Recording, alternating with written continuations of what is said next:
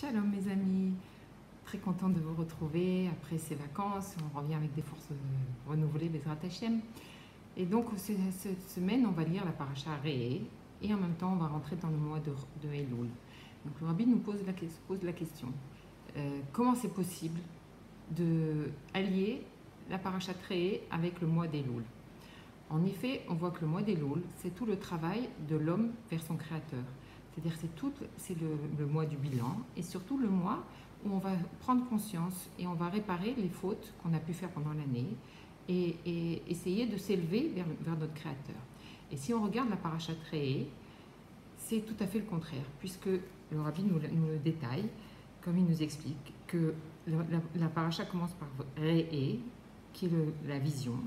Et on sait que la vision a un sens beaucoup plus élevé que l'ouïe, parce qu'on voit bien qu'elle englobe tout d'un seul instant. Comme on voit par exemple que quand on voit quelque chose, alors ça nous imprègne beaucoup plus que quand on l'entend.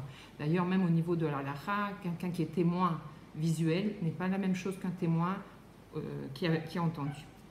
Ensuite, le deuxième mot, c'est anori. Anori est un mot beaucoup plus élevé que le mot ani. C'est un mot qui désigne vraiment une noblesse. Comme on voit, on voit par exemple quand Dieu nous donne la Torah, on dit anori, il nous dit anori. Ensuite, il y a le mot noten. Noten, c'est le don.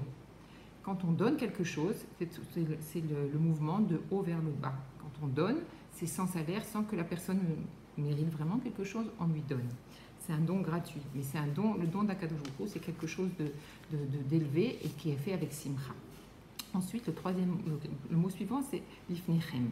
Lifnechem, ça veut dire devant. Le Rabbi nous explique que c'est encore un mot qui est encore beaucoup plus fort pour nous dire que c'est Akadosh Baruch Hu nous donne les brachot directement dans notre essence, notre pnimiut. Et ensuite, c'est à nous de les révéler vers l'extérieur. Ensuite, il y a le mot ayom. À chaque fois que le mot ayom est employé dans la Torah, c'est un mot qui désigne la grande lumière et en fait l'éternité d'Akadosh Baruch Hu. Ensuite, il y a le mot bracha. Et là, le Rabbi nous explique que c'est encore le mot le plus fort qui va dévoiler le dévoilement d'Akadosh Baruch Hu. Tout ce qui, ces lumières, ces forces d'Akadosh Baruch Hu. Et la bracha, c'est quelque chose, c'est un don d'Hachem qui est très très haut et qui vient d'une source très très très haute. C'est tellement haut que ça n'a même pas la possibilité de se dévoiler dans ce monde-là. Et que bien souvent, ça se dévoile d'une manière qui, à nos yeux, négative et qui ressemble à une klala, à une malédiction, chas v'shalom. Et c'est ce qu'on voit dans la paracha. Donc la question se renforce encore plus.